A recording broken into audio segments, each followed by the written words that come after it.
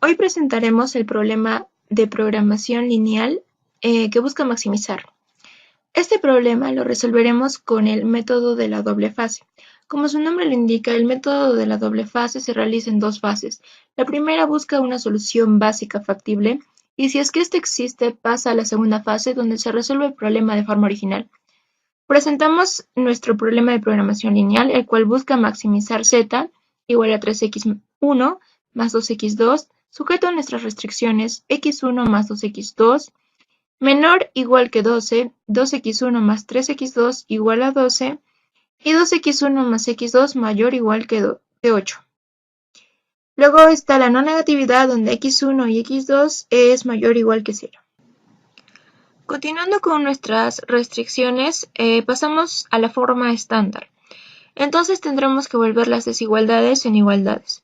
En nuestra primera restricción tenemos una de menor o igual, por lo que tendremos que añadir una variable de holgura para convertirla en una igualdad.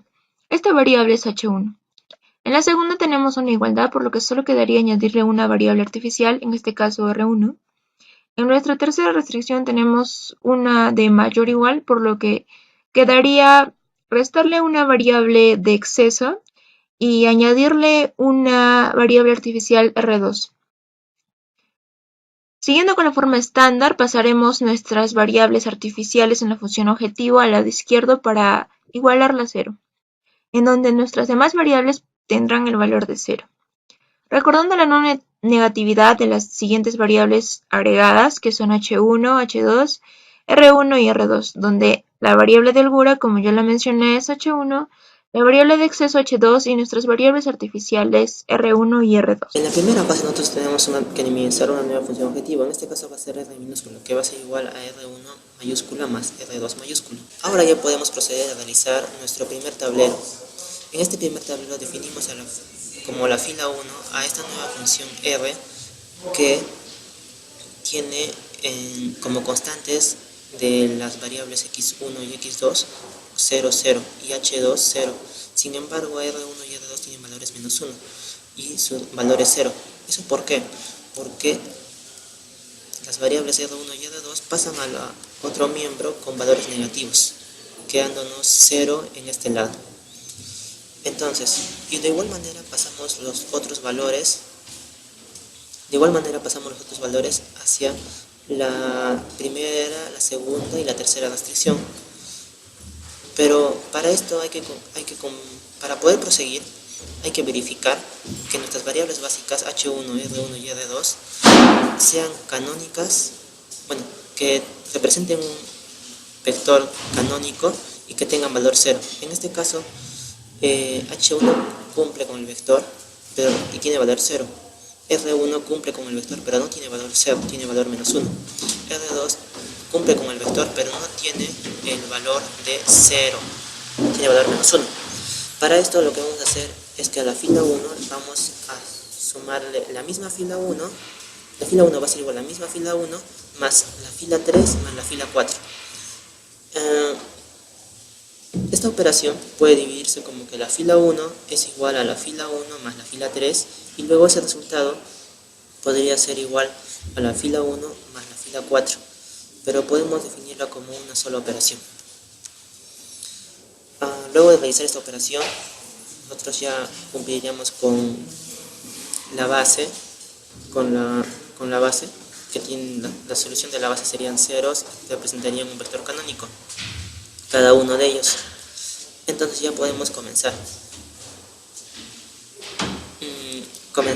a definir todas nuestra variable de entrada y nuestra variable de salida. En este caso, 4, como tenemos una función que hay que minimizar, buscamos el mayor positivo, en este caso 4. Tenemos 4 en ambos lados. En este caso podemos elegir cualquiera. En este caso elegimos x2. Y para elegir como la columna pivote. Pero para elegir cuál va a ser nuestra fila pivote, lo que tenemos que hacer es dividir la solución entre los valores de esta columna pivote. 12 entre 2 sale 6, 12 entre 3 sale 4, 8 entre 1 sale 8, el menor de ellos es 4. Entonces elegimos esta como nuestra fila pivote. Y la intersección de la columna y fila pivote da nuestro elemento pivote. Entonces la variable de entrada sería x2 y la variable de salida sería r1. Para esto, el procedimiento es que hay que normalizar nuestra fila. Entonces lo que hacemos es dividir a la fila 3 entre 3. Y una vez que nosotros dividimos toda nuestra fila entre 3, nos quedaría la siguiente función, la siguiente tabla que diga 2 tercios, 1, 0, 0, 0, 1 tercio, 0 y 4. Bueno, luego de esto lo que hay que hacer es que nuestro nuevo elemento que forma parte de la solución básica tiene que presentar un vector canónico. Para esto los valores, en vez del 2 debería de haber un 0. Todos los demás valores, excepto el 1, deberían ser ceros. Acá el 4 hay que convertirlo en 0, el 2 hay que convertirlo en 0 y el 1 hay que convertirlo en 0. Para esto lo que hacemos es la reducción de Gauss-Jordan y solamente hacemos operaciones aritméticas. Por ejemplo, para la primera tiene un valor de 4, entonces la fila 1 sería igual a la misma fila 1, pero menos 4 veces nuestra fila 3, que ya tiene un vector, que ya tiene el valor de 1. Entonces, al hacer la resta, tendría un valor de 0 y todos los demás valores cambiarían, por supuesto. De igual manera hacemos una operación con la fila 2 menos 2 veces la fila 3, y en el caso de la fila 4 solo sería fila 4 menos la fila 3. Bueno, luego de todo esto nosotros llegamos a esta nueva tabla, que es solamente el resultado de las operaciones aritméticas de cada elemento a cada elemento, ¿no? Con las operaciones que definimos anteriormente. Buen día con todos, mi nombre es Aurelio José Chirequilca y voy a continuar con la explicación de la primera fase del método de doble fase. En esta ocasión tendremos que seguir buscando un valor positivo en nuestra fila de la función objetivo. En este caso nuestro único valor disponible sería el de 4 tercios. Por tal motivo la columna x1 se convertiría en nuestra columna pivote. A continuación tenemos que escoger al elemento pivote. Eso lo haremos de la siguiente manera. Primero dividiremos el valor de 4 entre menos 1 tercio, el cual no es una solución factible puesto que menos 1 tercio es negativo. A continuación, el de 4 entre 2 tercios, el cual nos va a dar un valor de 6, y finalmente el de 4 entre 4 tercios, el cual nos va a dar un valor de 3. Al encontrar este valor de 3, nos damos cuenta que este es el menor, y es lo que estábamos nosotros buscando. Por tal motivo, nuestra fila pivote, o nuestra fila donde se encuentra el elemento pivote, sería la fila R2. A continuación nos daremos cuenta que nuestra variable de entrada será x1 y nuestra variable de salida será R2. Ahora bien, tenemos que pasar esto a la forma canónica. Para hacer esto, en primer lugar, este 4 tercios se tiene que convertir en 1, lo cual lo haremos de la siguiente manera. Multiplicaremos nuestra misma fila 4 por el valor de 3 cuartos, lo cual nos permitirá convertir ese 4 tercios en un 1, como podemos apreciar en esta tabla.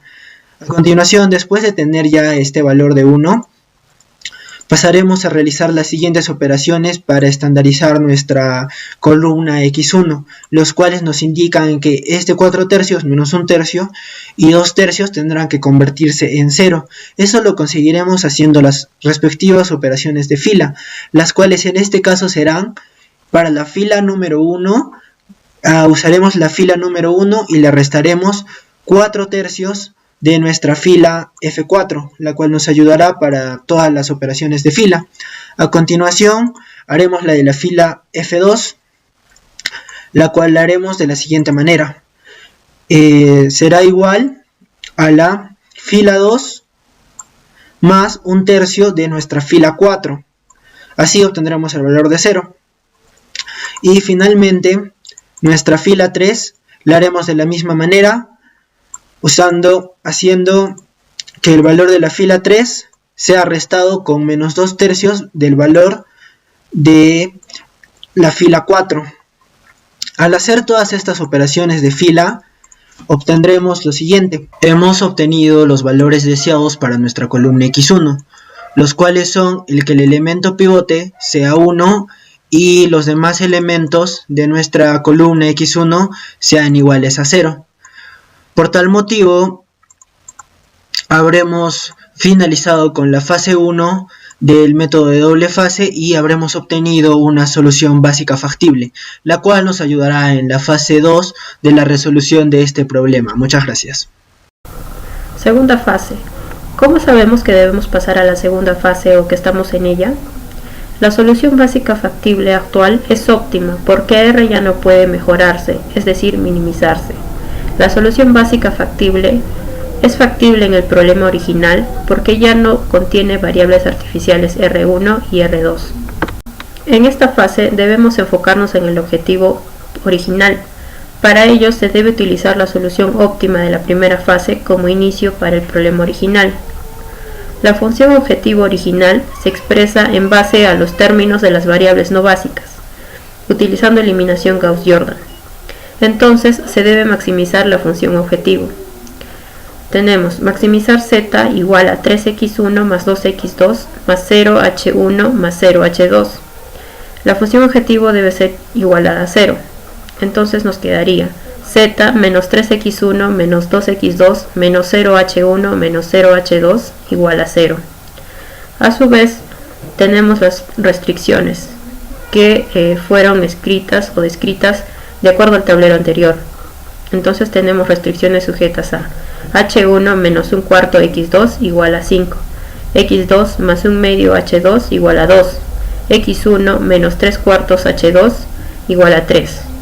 Y tenemos la restricción de no negatividad, donde x1, x2, h1 y h2 son mayores o iguales a 0. Bien, ahora lo que tenemos como objetivo principal es hacer que x1 y x2 se vuelvan 0. Tenemos que escribir la tabla con la función objetivo original en la fila 1 y escribir los demás datos como en la tabla anterior. Tenemos la función objetivo igualada a 0. Esta función objetivo debe ir en la fila 1, como se ve aquí. Para hacer que esta x1 sea igual a 0, realizamos la siguiente operación. La fila 1 va a ser igual a fila 1 más 3 por la fila 4. De esta manera nosotros logramos de que x1 se vuelva a 0. Bien, ya hemos conseguido que la variable x1 se convierta a 0. Ahora lo que sigue es hacer que la variable x2 también se convierta a 0. Para ello vamos a realizar la operación. La fila 1 va a ser igual a la fila 1 más 2 veces la fila 3. De esta manera vamos a conseguir que la variable 2 también se convierta en 0. Como vemos, con esto se ha logrado poner ambas variables, tanto x1 y x2, a 0. Hola, ¿cómo están? Mi nombre es Ángelo y vengo a explicarles la última parte de la segunda fase del método de doble fase. Bueno, comenzando, una vez hecho el x1 y el x2, hacer entrar a la base o haciendo las variables básicas, lo que pasamos a realizar es tomar esta columna de entrada, que es la variable de entrada, y esta la columna de salida, puesto que este menos 5 cuartos es negativo. Entonces aún el tablero no es óptimo. Por tanto, realizando las operaciones elementales de fila, nos va a quedar como resultado un nuevo tablero. Este tablero, en la función objetivo, tiene valor 0, 0, 0, 0. Ninguno es negativo, por tanto concluimos que el tablero es óptimo, con solución de 18.